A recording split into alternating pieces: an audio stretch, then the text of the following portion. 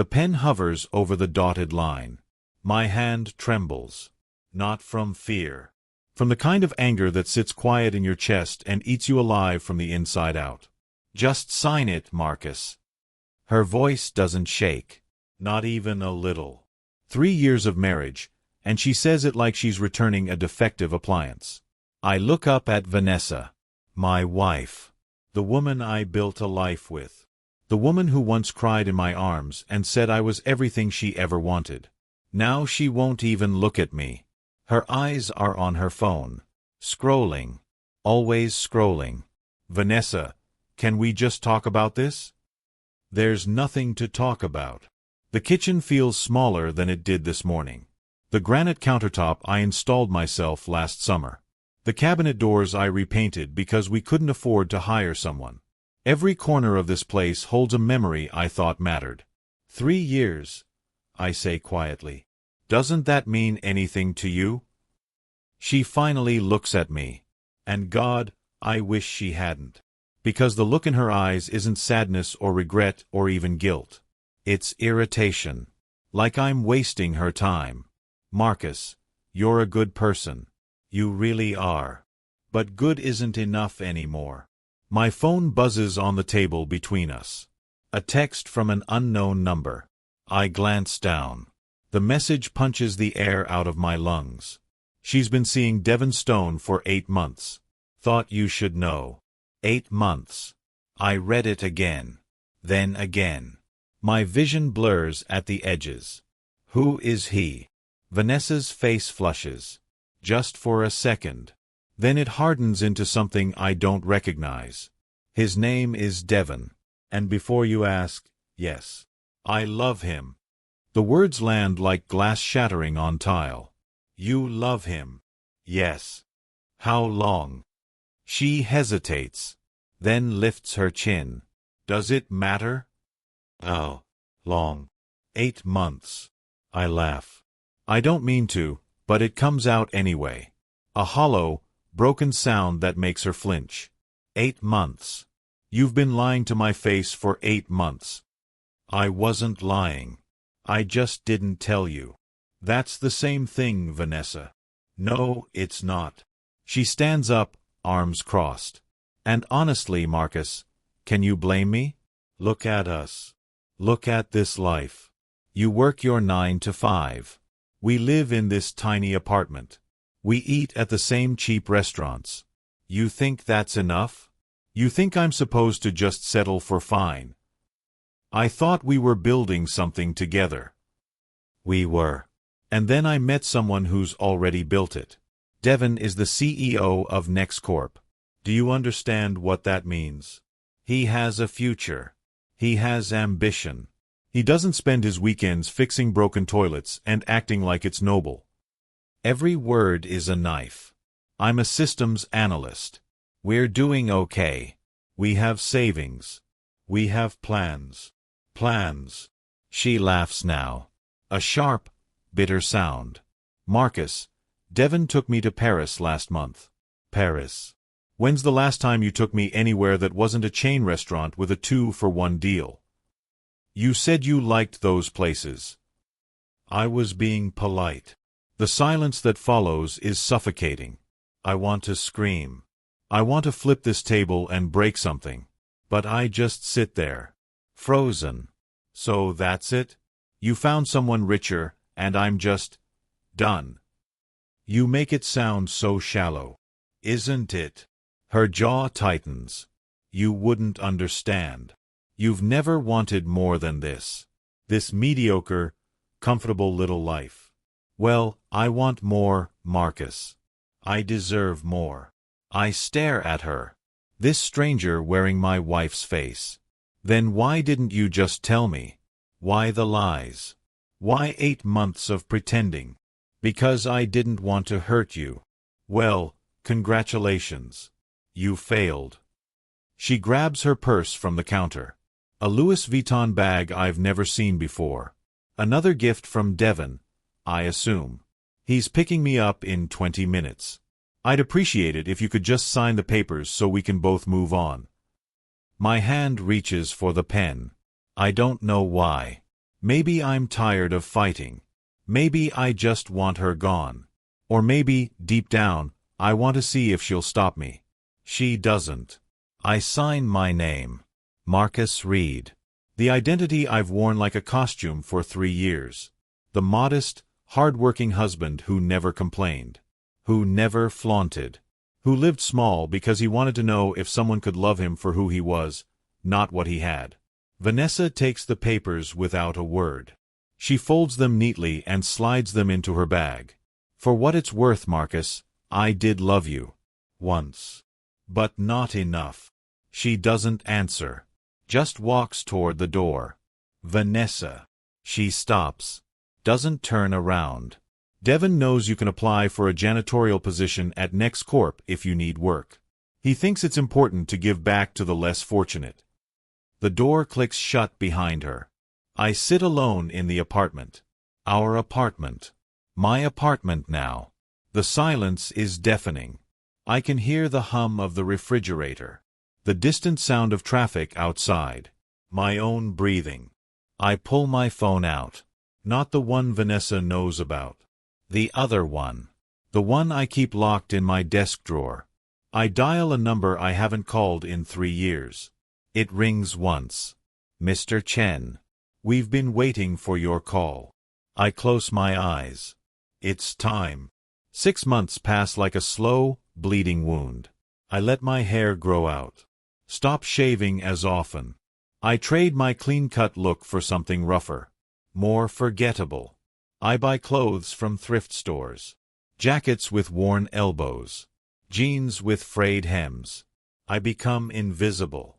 Exactly as I planned. Bathrooms down the hall. Second door on your right. The security guard at Next Corp barely glances at my visitor badge. He's too busy scrolling his phone. Good. The less attention, the better. I walk through the lobby like I belong here. Because technically, I do. Just not in the way anyone thinks. My name is Marcus Chen. Founder and principal shareholder of TechCore Industries, the parent company that owns Next Corp, the parent company that owns Devon Stone, the parent company worth $3 billion. But today, I'm Marcus Reed, freelance IT consultant, here to assess infrastructure security. Nobody looks twice at the guy in the cheap jacket carrying a laptop bag. Marcus. Over here. I turn. James from procurement waves me over to the break room. We worked together 6 years ago, back when I was still playing the role of regular employee. Back before I disappeared to build an empire in secret. Good to see you, man. How's the consulting life treating you? Can't complain. Pays the bills. He laughs. Pours himself coffee from the pot that smells burned. Barely, I bet. Not like the execs around here. You see Devon's new car. Through the window, a Ferrari gleams in the executive parking spot. Cherry red. Obscene. Nice. Nice. Dude, that's a $400,000 machine. And the ring he got his fiancée? I heard it cost more than most people make in a year. The coffee in my hand suddenly tastes like ash. Fiancée. Yeah. Vanessa something.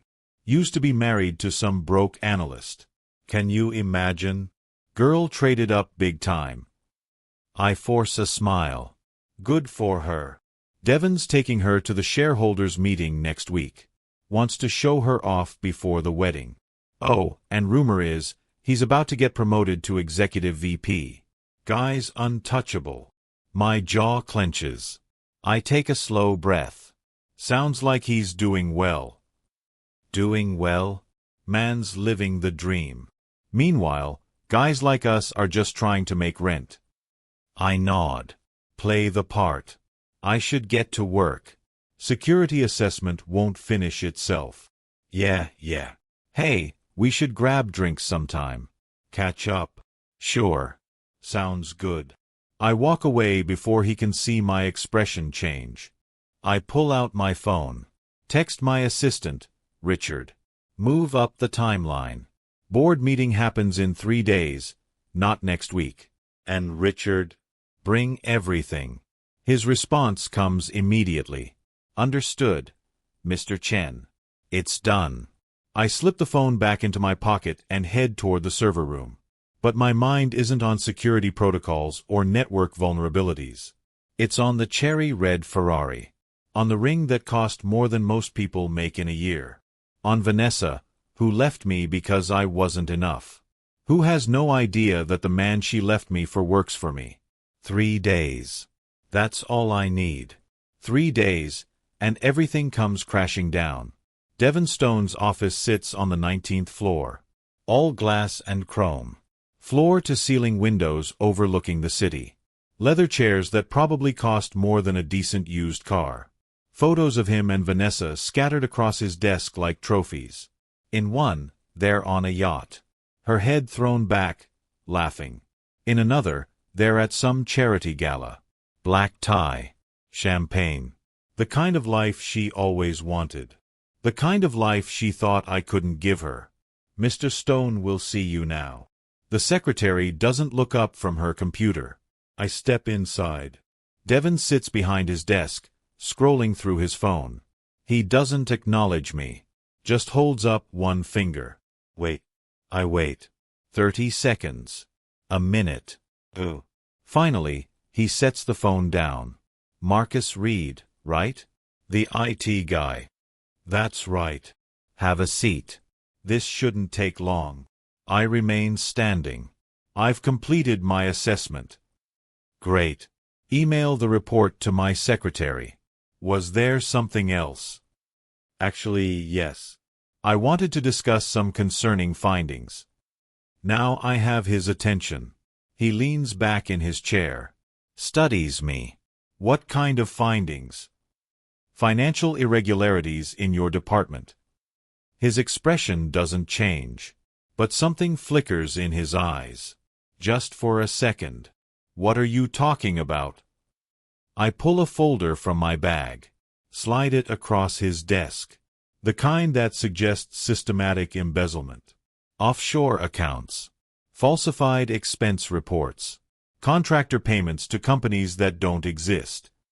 He opens the folder. His face drains of color as he flips through the pages. Where did you get this? I'm very good at my job, Mr. Stone. He stands abruptly. His chair rolls backward and hits the window with a dull thud. These are fabricated. I don't know what kind of game you're playing, but... No game. Just facts. And in 3 days, I'm presenting these facts to the TechCore Industries Board of Directors. TechCore. He laughs. Nervous. Why would TechCore care about? Because NextCorp is a subsidiary of TechCore, which means everything you do here is subject to their oversight, including theft. His jaw clenches. I haven't stolen anything. These are legitimate business expenses. $2.3 million in consulting fees paid to a company owned by your brother? $800,000 in technology investments that don't exist in any inventory system? A Ferrari purchased using company funds allocated for employee benefits. That's not. Should I continue? Devon's hands ball into fists. For a moment, I think he might actually take a swing at me. Part of me almost hopes he does. Who are you really? I smile. Just a broke IT consultant. Nobody important. I turn toward the door. I'll see you at the board meeting, Mr. Stone. 3 days. 10 a.m. Don't be late. I leave him standing there, pale, shaking, trapped. The elevator ride down feels longer than it should. I catch my reflection in the polished steel doors. Scruffy beard. Worn jacket. I look exactly like what Vanessa thought I was. Or ordinary. Forgettable. If she could see me now, she'd probably laugh. But in 3 days, she won't be laughing. In 3 days, she'll understand exactly what she threw away. My phone buzzes. Richard. Everything is prepared, Mr. Chen. The evidence is airtight. The board has been briefed. All that's left is the meeting itself. I type back. Good. Make sure Vanessa is on the guest list. I want her there. His response is immediate. Are you certain that's wise? I stare at the message for a long moment. Yes. She needs to see this. She needs to understand. Understood, sir. The elevator doors open. I step into the lobby. Past the security guard who still doesn't look up. Past the receptionist who barely registers my existence. I walk out into the afternoon sun. The city noise washes over me. Car horns. Distant sirens. People rushing past on their way to wherever people rush to. I think about Vanessa. About the way she looked at me the day she left. Like I was something to be pitied. Something embarrassing. I think about Devon. About his smug smile and his Ferrari and his stolen millions. And I think about what's coming. 3 days. 72 hours. Then the world shifts. The night before the board meeting, I can't sleep. I lie in my apartment. The same modest place Vanessa walked out of 6 months ago. I haven't moved. Haven't upgraded. Part of me wonders why. I could afford anything. Penthouse. Mansion. Private island. But this place reminds me of who I was trying to be. Of what I was trying to prove. My phone lights up on the nightstand. A text from Richard. Mr. Chen, I've confirmed Ms. Reed's attendance tomorrow. She believes she's been invited as Mr. Stone's guest. She has no idea what's coming. I type back. Perfect. And Richard, thank you for everything. It's my honor, sir. Get some rest. Tomorrow changes everything. I set the phone down. Stare at the ceiling. The shadows from the streetlights outside dance across the plaster. I count them. 1, 2, 3. Lose track. Start over. Sleep doesn't come. By 4 a.m., I give up. Shower. Shave. For the first time in months, I look at myself in the mirror and see Marcus Chen staring back. I put on the Tom Ford suit. Charcoal gray. Perfectly tailored. I had it made 3 years ago, before I started this whole experiment. Before I decided to live like a different person. Before Vanessa. The tie takes 3 tries to get right. My hands won't stop shaking. Not from nerves. From anticipation. By 7 a.m., I'm in the car. Not my car. The one Richard arranged. A black sedan with tinted windows. Anonymous. I watch the city wake up through the glass. Coffee shops opening. People stumbling onto subway platforms. The machine of the world grinding to life. I think about all the people out there. Working. Struggling. Hoping. People like Marcus Reed. People like who I pretended to be. And I think about people like Devon Stone. Taking. Lying. Stealing. People who believe the rules don't apply to them. The car pulls up to TechCore Tower. 45 stories of steel and glass. My building. My company. My legacy. I built this from nothing. 17 years old, coding in my parents' garage.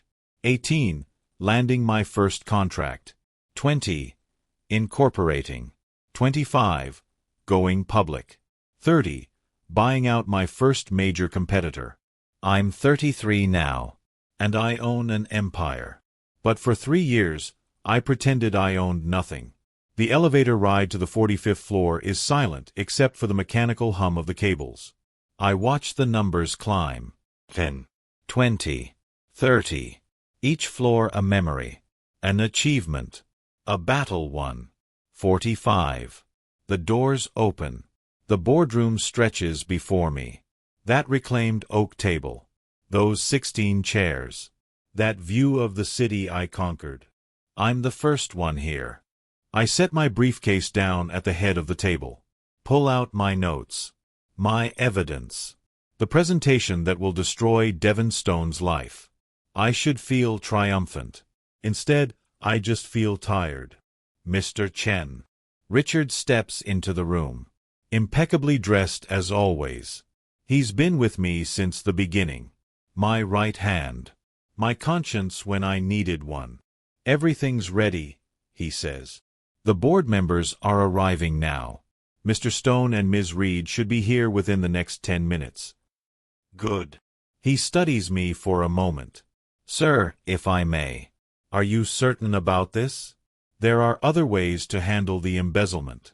Ways that don't involve her. I'm certain.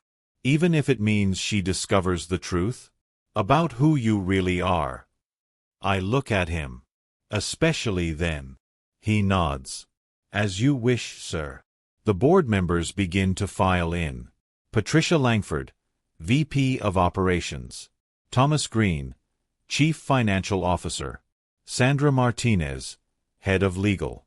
One by one, they take their seats. Shake my hand. Make small talk about quarterly reports and market projections. None of them know what's about to happen. Then I hear her voice in the hallway. My heart stops. This building is incredible. How have I never been here before? Devon's response is too quiet to hear. Wait, what do you mean TechCore owns NextCorp? I thought you were CEO of an independent company. The door opens. Vanessa steps inside. She's wearing an emerald dress that probably cost more than our rent used to be. Her hair is different. Styled. Professional. Expensive. The engagement ring on her finger catches the light. A rock the size of a small planet. She looks happy. Then she sees me. The color drains from her face. Marcus. The name comes out as a whisper, like she's seeing a ghost. Devon steps in behind her. His face goes from confused to horrified in the span of a heartbeat. What is he doing here? Devon demands. Security, there's been a mistake. This man doesn't belong. Sit down, Mr. Stone. My voice cuts through the room. Cold. Authoritative. Nothing like the Marcus Reed he thinks he knows. Devon's mouth opens. Closes. Opens again. I said sit down. He sits. Vanessa stands frozen in the doorway. Her eyes dart between me and Devon and the board members, trying to piece together something that doesn't make sense. Vanessa, please, I say quietly. Have a seat. Marcus, what's going on? Why are you here? What is this? Sit, please. She moves like she's walking through water. Slow. Uncertain. She takes the seat next to Devon. He reaches for her hand. She pulls away. I stand at the head of the table. 16 pairs of eyes on me. But I'm only looking at 2. Ladies and gentlemen, thank you for coming on such short notice. I've called this emergency meeting to address a serious matter of misconduct within NextCorp's leadership. Patricia leans forward. What kind of misconduct, Mr. Chen? Embezzlement. Fraud. Systematic theft totaling approximately $4.7 million over the past 18 months. The room erupts. Voices overlap. Questions fly. Devon is shouting something about lawyers and defamation.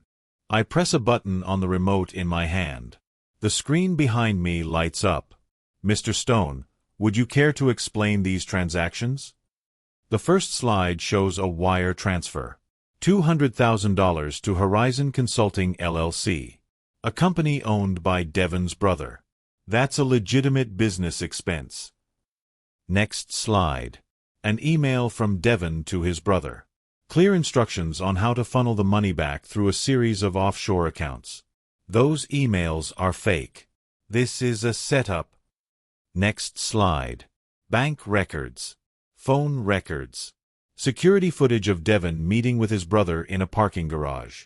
Shall I continue? Devon slumps in his chair. Vanessa stares at the screen.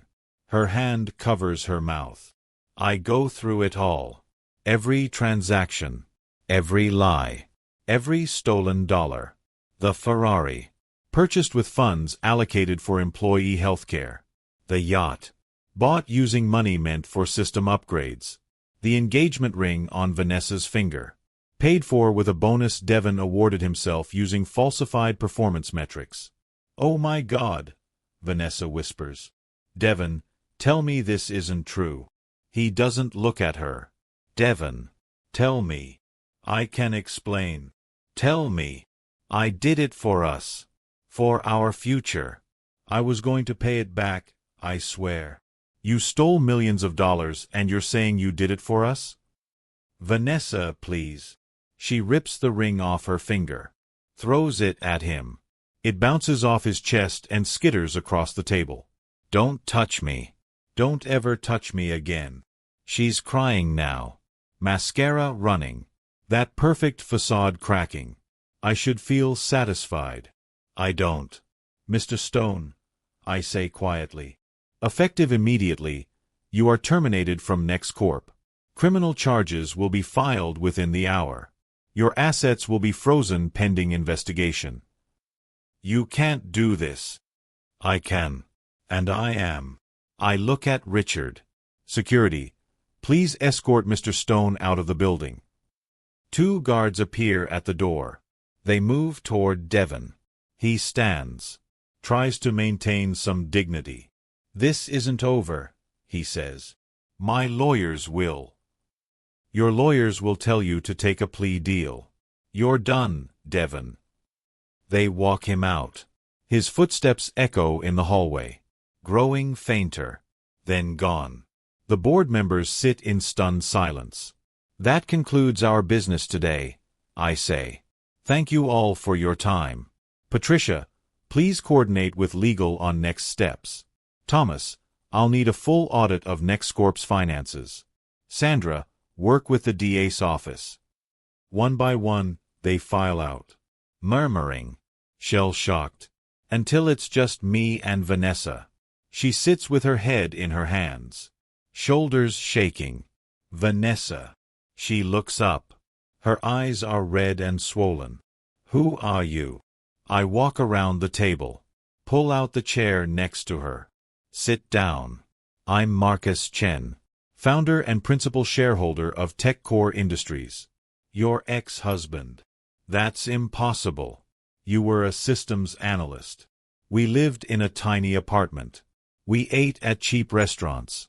You fixed our toilet. I know. So you lied to me? For 3 years, you lied. Yes. Why? I lean back. Look out the window at the city below. Because I wanted to know if someone could love me. Just me. Not my money. Not my status. Not what I could buy them. Just Marcus. Her breath catches. I spent 3 years living a modest life. Working a regular job. Being a regular person. And I met you. And I fell in love with you. And I thought maybe, finally, I'd found someone real. Marcus. But you didn't love me, Vanessa. You loved the idea of upgrading. The second you met someone you thought was richer, someone more successful, you didn't even hesitate. You threw away 3 years like they meant nothing. That's not fair. Isn't it? She stands. Paces to the window. You tested me. You set me up to fail. I gave you a chance to love me without conditions. You're the one who failed, Vanessa. Not me. She spins around. I did love you. No. You loved Marcus Reed, poor systems analyst, and only because you thought that was the best you could do. The second something better came along, you left. That's not love. That's settling. The words hang in the air between us. What did you want me to do, Marcus?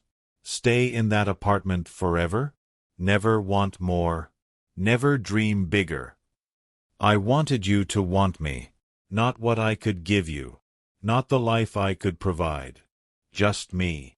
But you're not just you. You're this. She gestures around the boardroom. You're a billionaire. You own companies. You have power.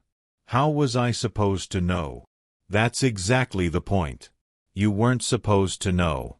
And when you didn't, when you thought I was nobody, you left. She sinks back into the chair. Her fight drains away. I made a mistake. I see that now. Do you? Or do you just see what you lost? She doesn't answer. I pull an envelope from my briefcase. set it on the table in front of her. What's this? Your settlement. The divorce papers you had me sign were legal and binding. This is your half of our marital assets. $47,000. That's what our life together was worth in tangible terms. She stares at the envelope like it might bite her. I don't want your money. It's not my money. It's yours. It's what we built together. Take it. Marcus, please. Can't we just talk about this? Really talk. We are talking. No, we're not. You're lecturing me. You're punishing me. I'm telling you the truth. Something you never gave me the courtesy of. She flinches. I was scared, she whispers. I was scared that this was all my life would ever be. I was scared of being 40 and still eating at cheap restaurants and driving a used car and wondering what if. When I met Devon, he represented everything I thought I wanted. Everything I thought would make me happy. And did it. For a while. Or maybe I just convinced myself it did. She wipes her eyes. I'm sorry, Marcus. I'm so sorry. I know that doesn't fix anything, but I need you to know. I was wrong. I was selfish and shallow and wrong. I stand. Walk to the window. The city stretches out below. All those lives. All those stories. You know what the worst part is? I would have given you everything. The moment you asked. The moment you said you wanted more. I would have told you the truth and given you the world. But you never asked. You just left. I didn't know. You didn't want to know. You wanted the easy answer. The quick upgrade. And look where it got you. Silence falls. Heavy and final. I should go, she says quietly. Vanessa. She pauses at the door. I hope you find what you're looking for. I really do. But next time, try loving someone for who they are. Not what they can give you. She nods. Once. Then she's gone. I stand alone in the boardroom. The space feels enormous. Empty. Richard appears in the doorway. Sir? Is there anything you need? No. I'm fine. If I may say so, you don't look fine. I turn to face him. I just destroyed my ex-wife's life. I publicly humiliated a man and had him arrested. I proved I was right. So why don't I feel better? Richard steps into the room. Closes the door behind him.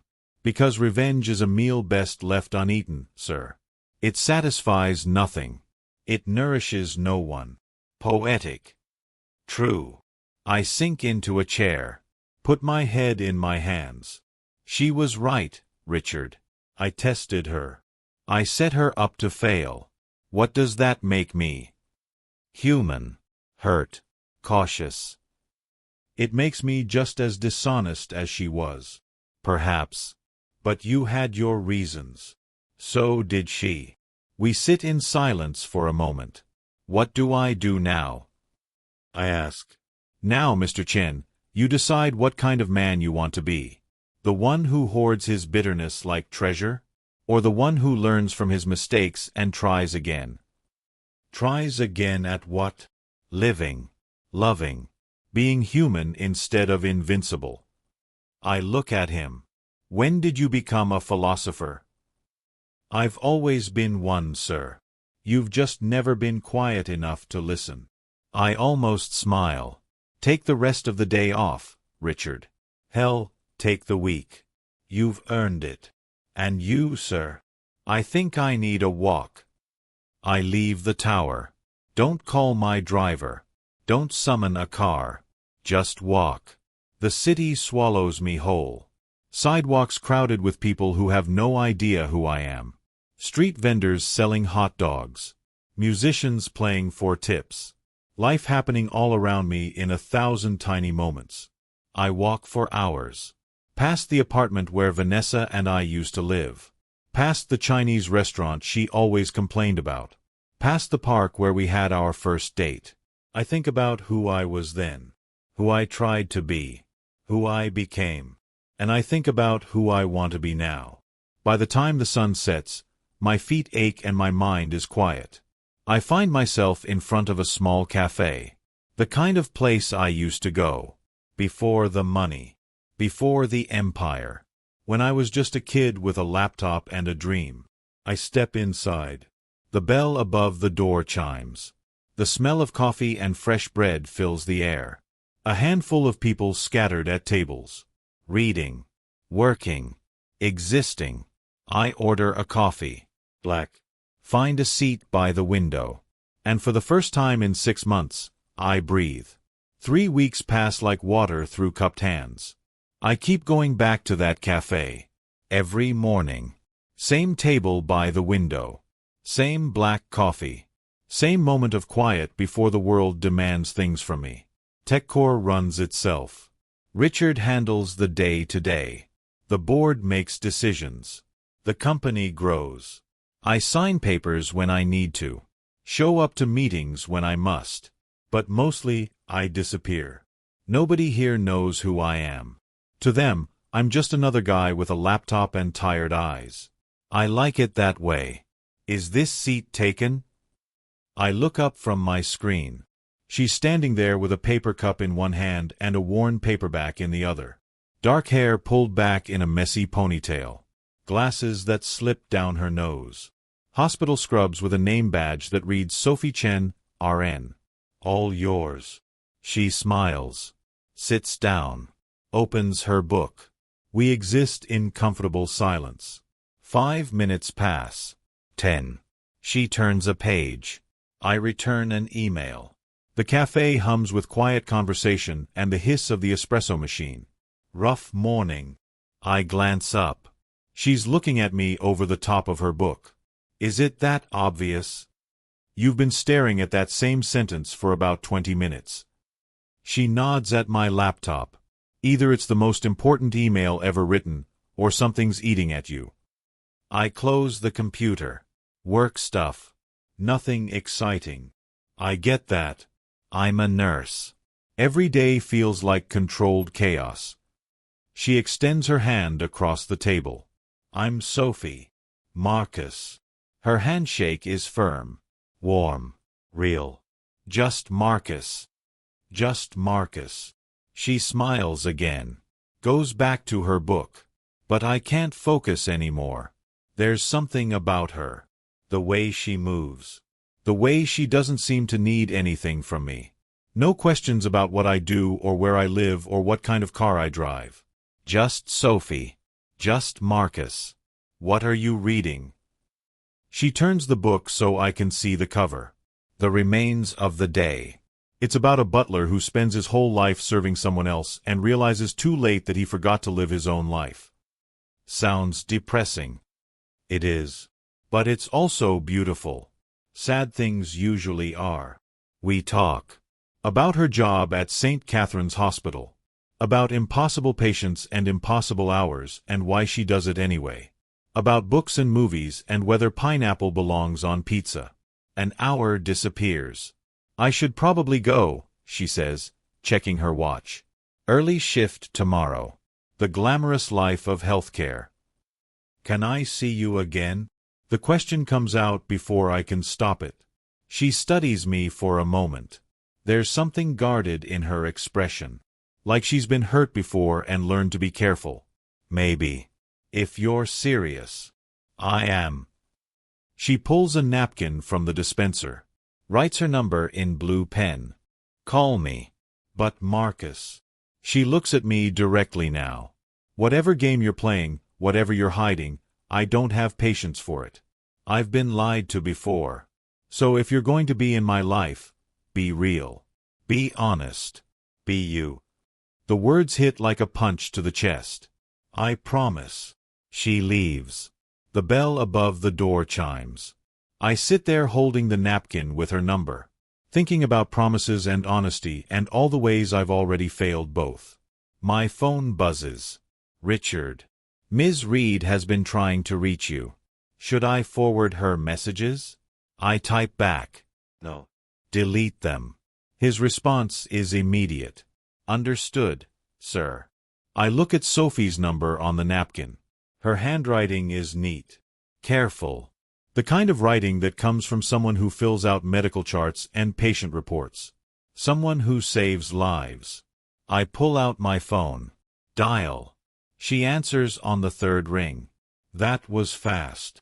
I didn't want to wait. Good answer. What are you doing Saturday? Whatever you want to do. There's a farmer's market downtown. It's nothing fancy. Just local vendors and overpriced organic vegetables. But the coffee's good and the people watching is excellent. Sounds perfect. Really? Most guys want to take me somewhere expensive on the first date. I'm not most guys. I'm starting to see that. We talk for another hour. About nothing. About everything. And when we finally hang up, I realize I'm smiling. For the first time in months, I'm smiling. Saturday arrives wrapped in October sunshine and the smell of fallen leaves. I meet Sophie at the farmer's market entrance. She's wearing jeans and a sweater that's too big for her. No makeup. Hair loose around her shoulders. She looks nothing like Vanessa did on our dates. Designer clothes. Perfect hair. That calculated beauty that cost a fortune to maintain. Sophie looks real. Hey. Hey yourself. We walk through the market. Past stalls selling honey and handmade soap and vegetables that still have dirt on them. She stops at a booth selling old books. Runs her fingers over cracked spines and yellowed pages. Do you read a lot? I ask. When I have time. Which isn't often. But yeah. Books are my escape. My way of living other lives when mine gets too heavy. What makes your life heavy? She picks up a copy of East of Eden. Flips through it absently. The usual. Student loans. Long hours. Watching people die and not being able to stop it. She sets the book down. Sorry. That got dark fast. It's honest. Yeah. I guess it is. We buy coffee from a vendor who makes it in a vintage percolator. The cups are mismatched china. Mine has a chip in the rim. Sophie's has faded flowers painted on the side. This is nice, she says. Just walking. Talking. No pressure. Is that unusual for you? You'd be surprised how many guys think a first date has to be some big production. Expensive restaurant. Fancy wine. Like they're trying to buy their way into my life. My stomach twists. And you don't like that? I don't trust it. If someone needs to impress me with money, it usually means they don't have anything real to offer. She looks at me over her coffee. Sorry. That probably sounds cynical. It sounds like someone who's been disappointed. Yeah. I guess I have been. We find a bench near a fountain. Watch people pass. A mom with twin toddlers. An elderly couple holding hands. A street musician playing guitar for tips. Can I ask you something personal? Sophie says. Sure. Why were you sitting alone in that cafe looking like the world was ending? I take a breath. Choose my words carefully. I went through a divorce recently. 6 months ago. It was ugly. I'm sorry. Don't be. It needed to happen. Do you want to talk about it? Not particularly. Fair enough. She's quiet for a moment. For what it's worth, her loss. You don't know anything about me. I know enough. I know you keep your promises. You showed up when you said you would. You didn't try to take me somewhere expensive or impressive. You're just here. Being present. That's rare, Marcus. You make me sound better than I am. Or maybe you're just so used to being worse that you forgot how to see the good parts. The words settle between us. True and uncomfortable. What about you? I ask. What's your story? She laughs. My story is boring. Small-town girl moves to the big city. Goes to nursing school. Drowns in debt. Works 60-hour weeks. Repeat until retirement or death, whichever comes first. That doesn't sound boring. It sounds hard. It is. But it's mine. I earned it. Nobody handed me anything. Nobody paved the way. Every single thing I have, I worked for. There's pride in her voice.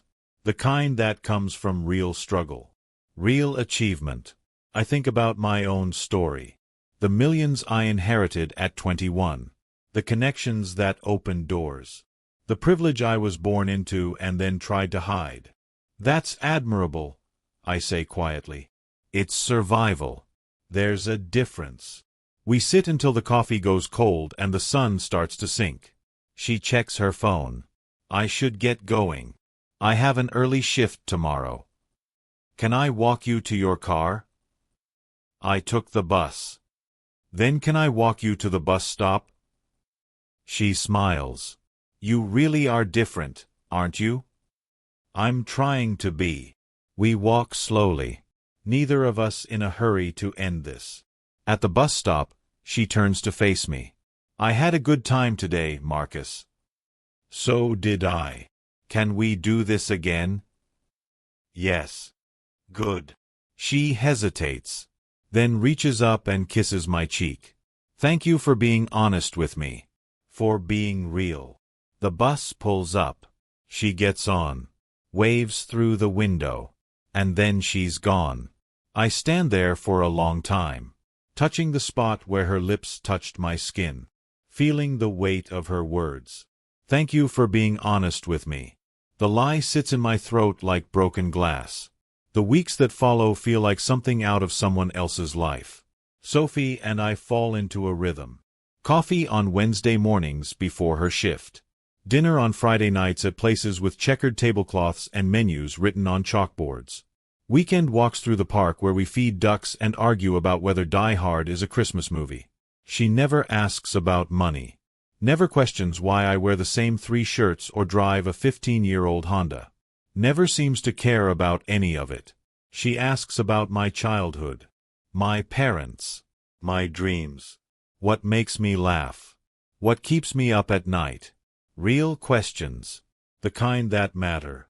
And I answer them, mostly truthfully. I tell her about growing up in Seattle, about my parents who died when I was 19, about feeling lost and alone and building something from nothing. I just leave out the part about the something being worth $3 billion. Marcus. I look up. We're in her apartment. A studio that barely fits a bed and a couch and a kitchen the size of a closet.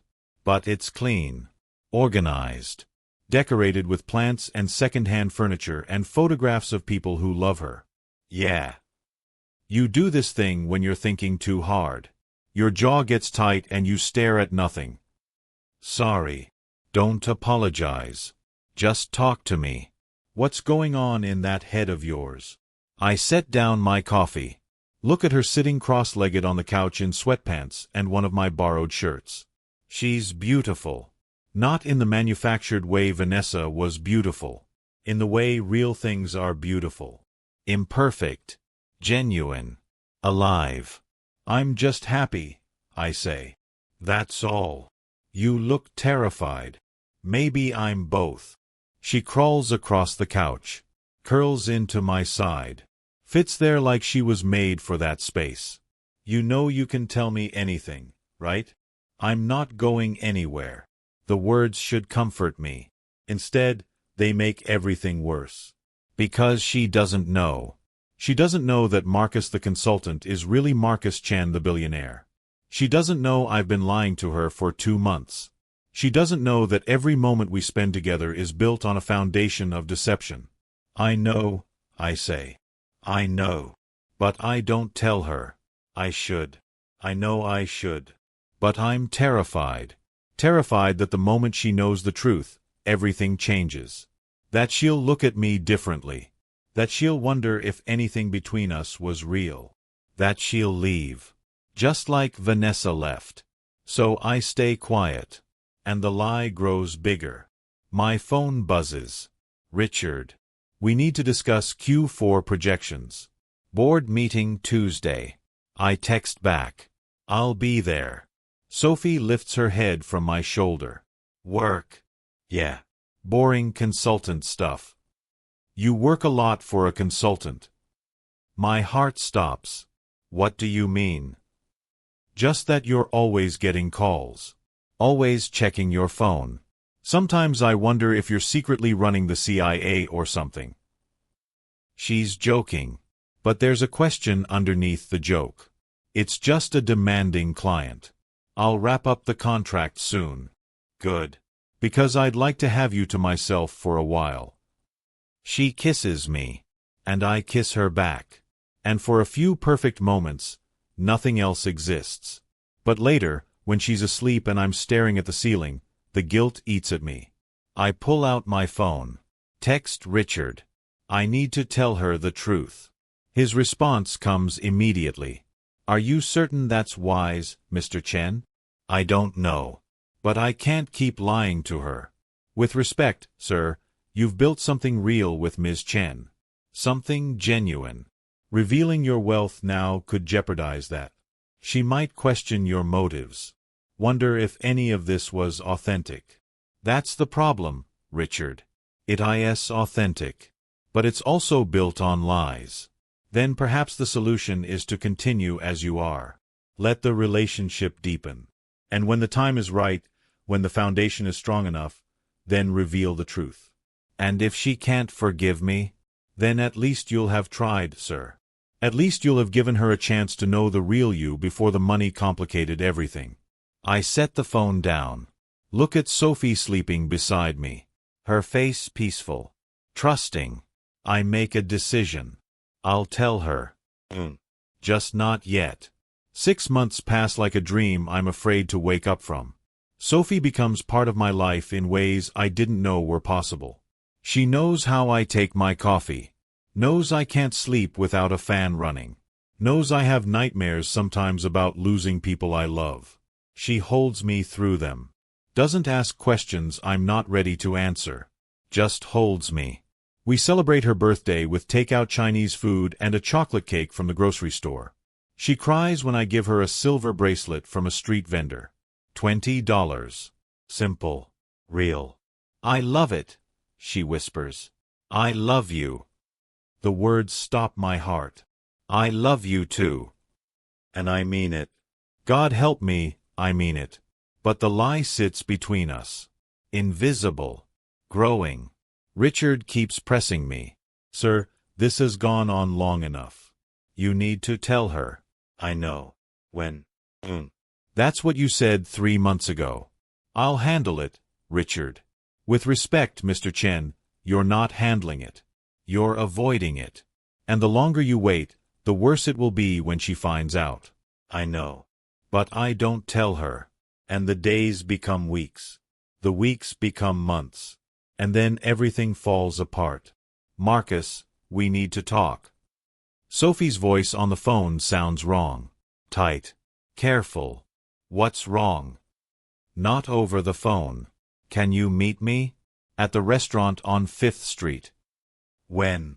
Now. My stomach drops. Sophie, you're scaring me. Just come. Please. I drive faster than I should. Run 3 red lights. Park illegally and don't care. The restaurant is the same place Vanessa used to complain about. Mid-range. Decent food. Nothing special. We've been here a dozen times. It's become our place. Sophie sits at a table in the back. Her eyes are red. She's been crying. I slide into the booth across from her. What happened? She doesn't speak. Just pulls out her phone. Sets it on the table between us. The screen shows a news article. Marcus Chen, CEO of TechCore Industries, announces major expansion.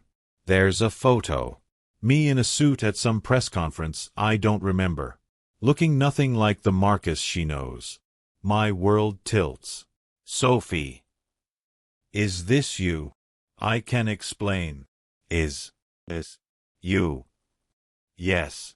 She laughs. A broken, hollow sound. One of my co-workers showed me this today. She said her husband works in tech and was talking about this billionaire CEO named Marcus Chen. I said, what a coincidence.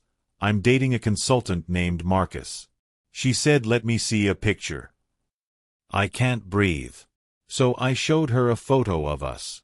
And she said, that's him. That's Marcus Chen. That's the guy worth $3 billion. Sophie, please. I told her she was wrong. That you're a consultant. That you drive a Honda and live in a normal apartment and eat at normal restaurants. That you're just a regular person. Tears streamed down her face. But she showed me article after article. Photo after photo. And I realized I don't know you at all. That's not true. Isn't it? Who are you, Marcus? Really? I reach for her hand. She pulls away. My name is Marcus Chen. I founded TechCore Industries when I was 20. I'm the principal shareholder. The company is worth approximately $3 billion. Everything else I told you is true. My parents. My childhood. Everything. Except the part where you're secretly a billionaire. Yes. Why? Why would you lie about something like that? This is it. The moment I knew was coming. The moment I've been dreading. Because I wanted to know if you could love me. Just me. Not my money. Not my status. Just Marcus. Her face crumples. You were testing me. No. Yes. I don't know. My ex-wife left me when she thought I was poor. Left me for someone she believed was richer. I needed to know if you were different. So you lied to me for 6 months. I was protecting myself. From what? From me. From the possibility that I might actually love you for who you are. I do love you. She stands up. The chair scrapes against the floor. Do you have any idea what you've done? Do you understand what this feels like? Sophie, please sit down. Let me explain. Explain what? That every moment we spent together was based on a lie. That every time I worried about splitting the check or suggested somewhere cheap because I thought you couldn't afford it, you were secretly a billionaire. It wasn't like that. Then what was it like, Marcus? Tell me. Because from where I'm standing, it looks like you played me for a fool. Like this whole relationship was some kind of social experiment to see if the poor nurse could pass your test. That's not fair. Fair. She laughs again. That same broken sound. You want to talk to me about fair? I told you on day one. Day one, Marcus. I said no games. No lies. Be real. Be honest. And you looked me in the eye and promised. I meant to tell you. When? After we got married? After I signed a prenup? When exactly were you planning to let me in on the secret? I stand. Try to move closer. She steps back. Don't come near me. Sophie, I love you. Everything between us has been real. The money doesn't change. It changes everything. Because now I have to question every single moment. Every conversation. Every time you said you couldn't afford something or suggested somewhere cheap. Was any of it real? Or was it all just part of your little test? People are staring now. Servers pretending not to listen. Other diners watching the drama unfold. I lower my voice. Can we go somewhere private? Please. No. You know what? I'm done. I'm done being tested. I'm done being lied to.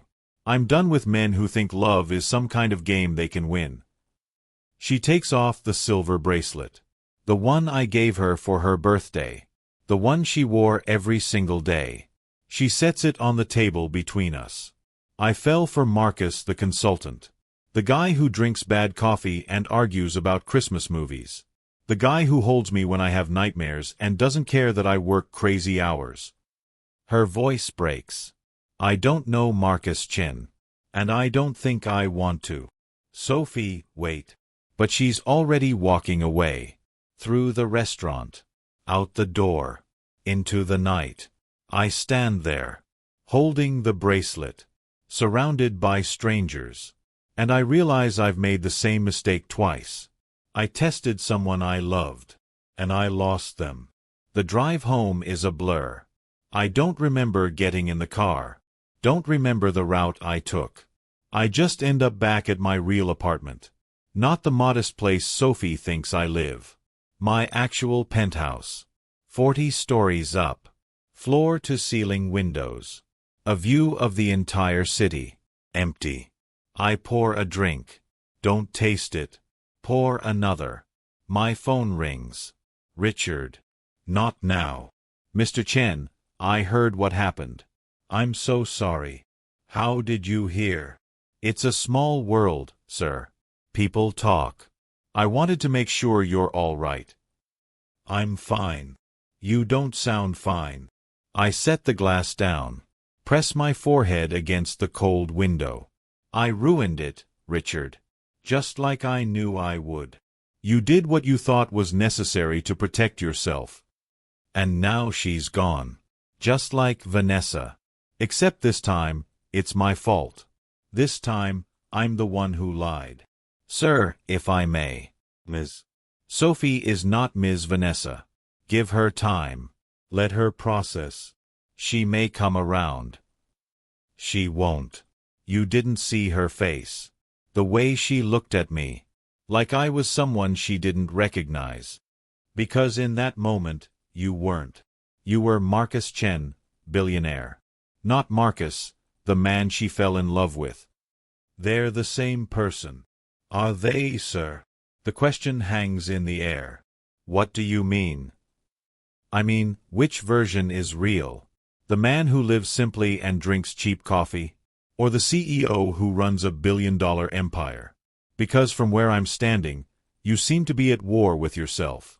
And that war is costing you everything that matters. I close my eyes. I don't know how to be both. Then perhaps it's time to choose. He hangs up. I stand at the window for hours, watching the city lights, thinking about choices and consequences and all the ways I've failed. Vanessa chose money over love. I chose fear over honesty. And now we're both alone. The sun rises. I'm still standing at the window. My phone vibrates. A text from Sophie. Please don't contact me. I need time.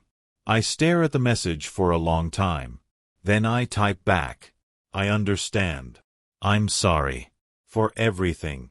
3 dots appear. Disappear. Appear again. Finally, her response. Me too. That's all. Just me too. And somehow, that's worse than anger. Worse than hate. She's sorry. Sorry that she met me. Sorry that she wasted 6 months on a lie. Sorry that she believed in something that wasn't real. I sink onto the couch. Put my head in my hands. And for the first time since my parents died, I cry. Not quiet tears. Not dignified grief. I break. Everything I've been holding for years comes pouring out. The loneliness. The fear. The weight of pretending to be someone I'm not. The exhaustion of never knowing if people love me or what I can give them. I cry until there's nothing left. Then I call Richard. I need you to set up a meeting. Emergency board meeting. Tomorrow morning. Sir? Are you certain? I'm certain. It's time, Richard. Time for what? Time to choose. The TechCore boardroom feels different this time. Last time I was here, I was filled with righteous anger. Vindication. The satisfaction of destroying someone who deserved it.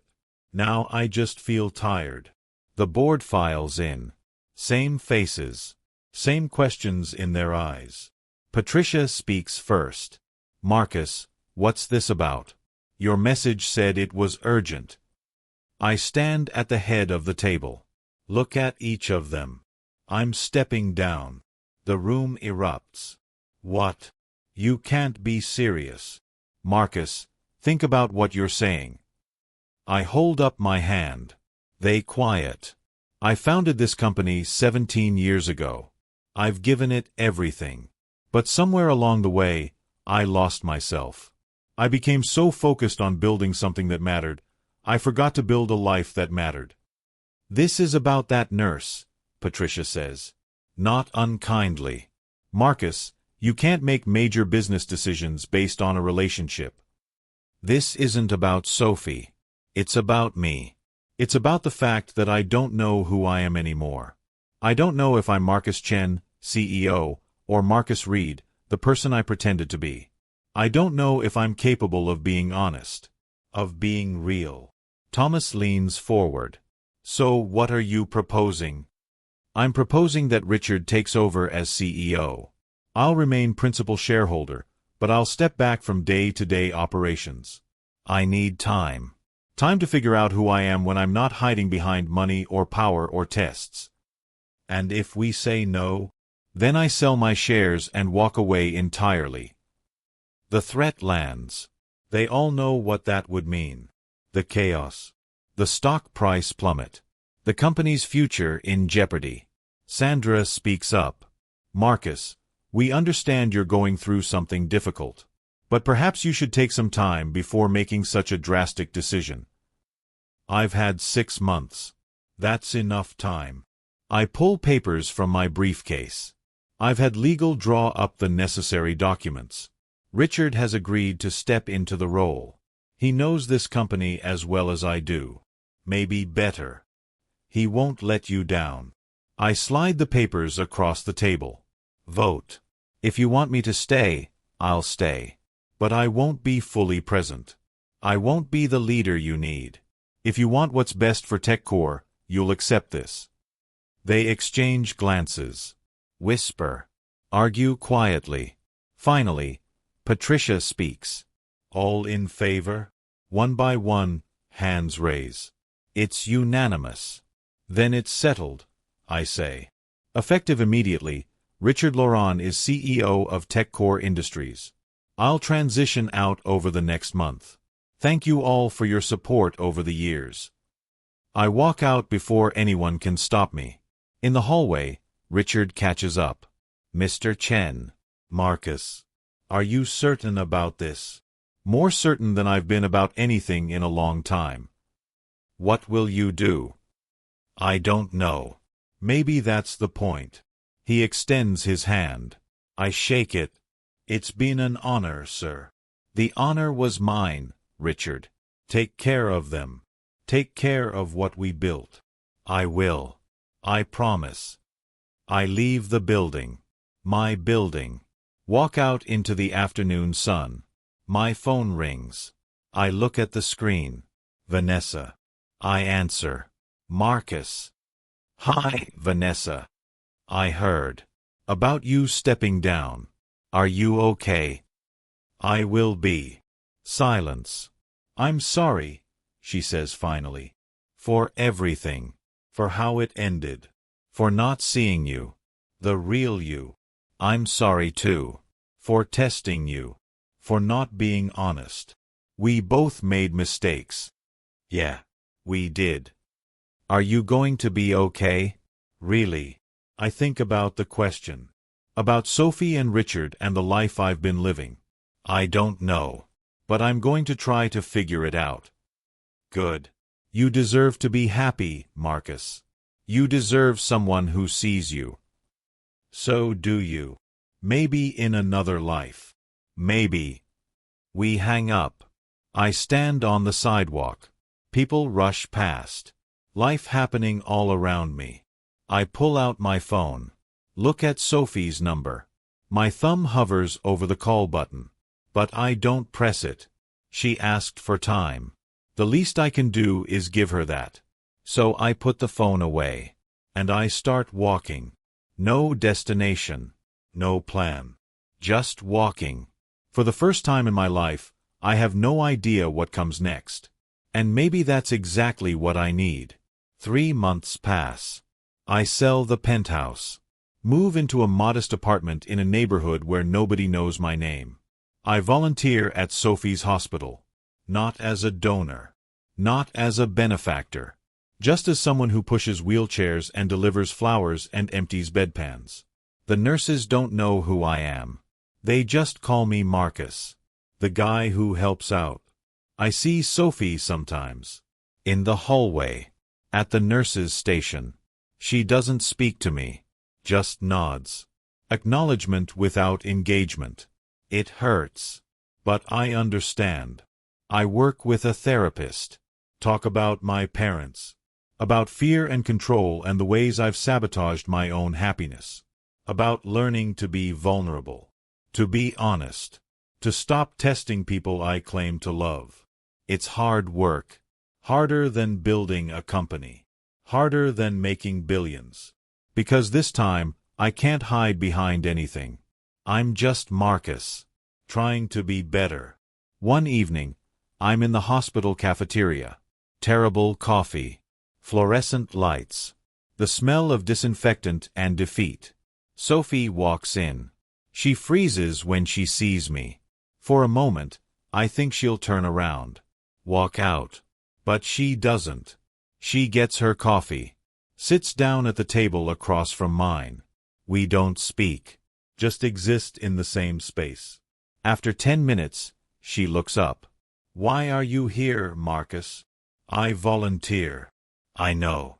Everyone talks about the guy who shows up every day and never complains. They think you're some kind of saint. I'm not. I know that too. Silence. Why are you really here? I set down my coffee. Look at her directly. Because I'm trying to be the person I should have been from the start. You can't undo the past. I know. But maybe I can learn from it. She studies me.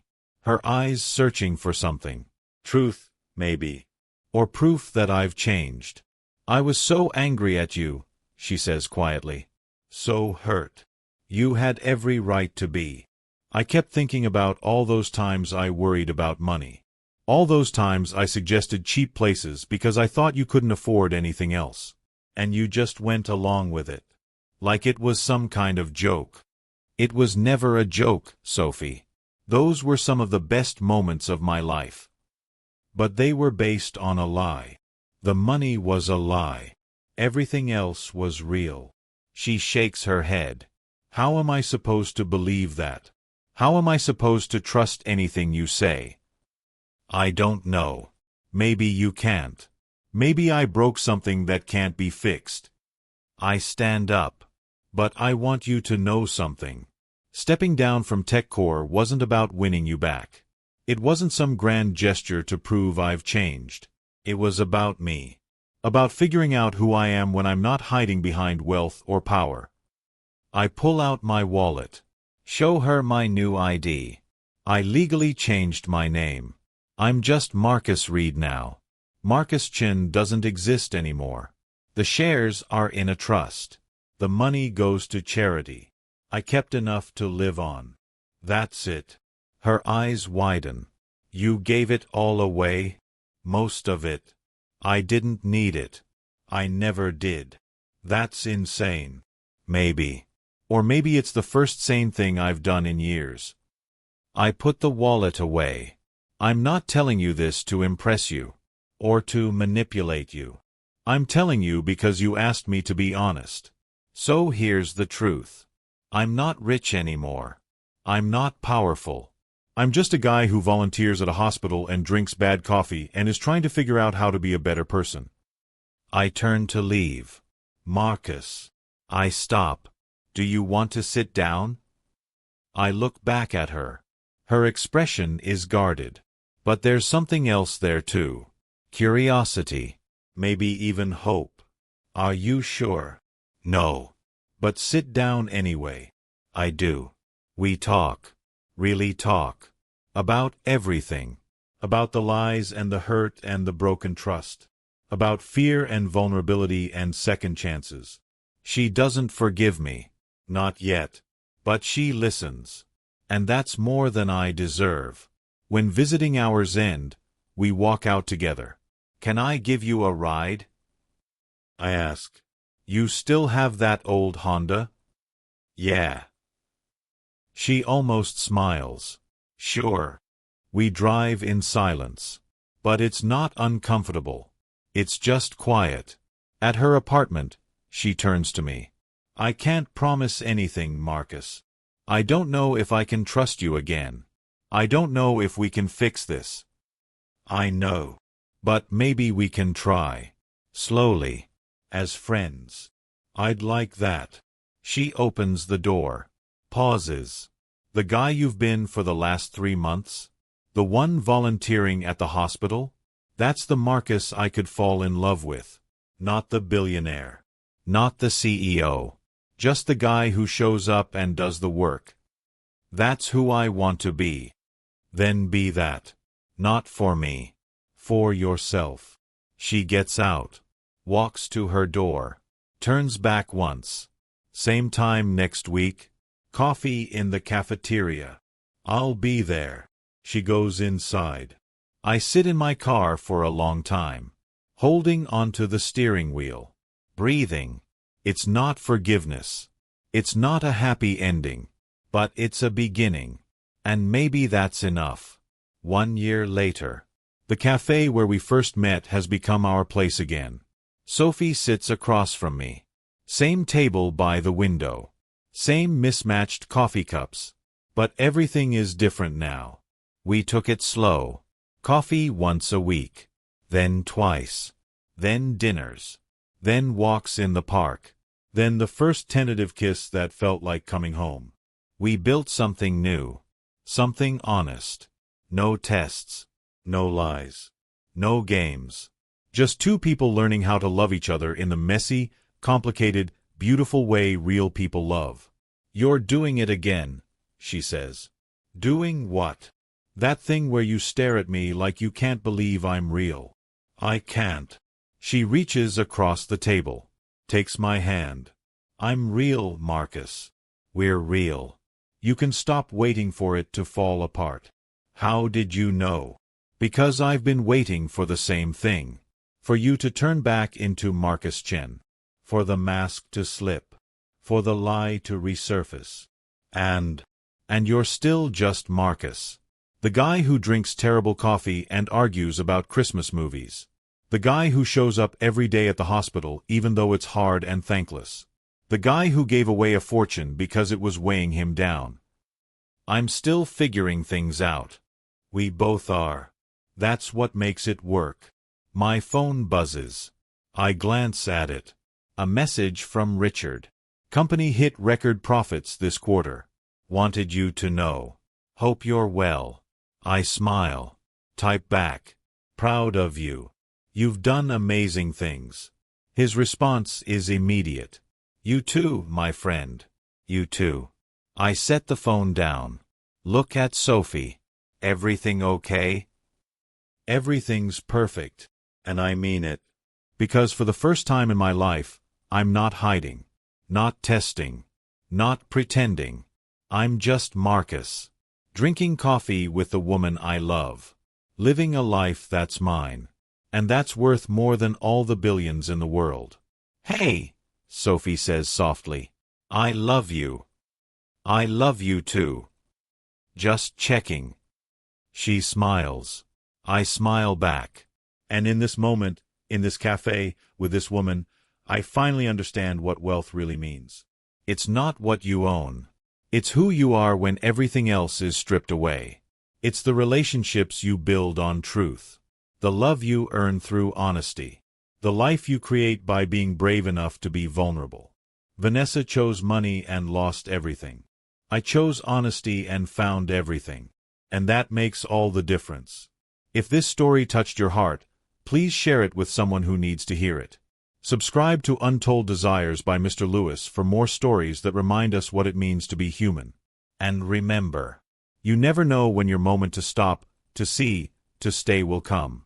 Don't walk past it. Because sometimes the person you save ends up saving you right back. Thank you for watching. And remember, kindness still exists. You just have to choose it.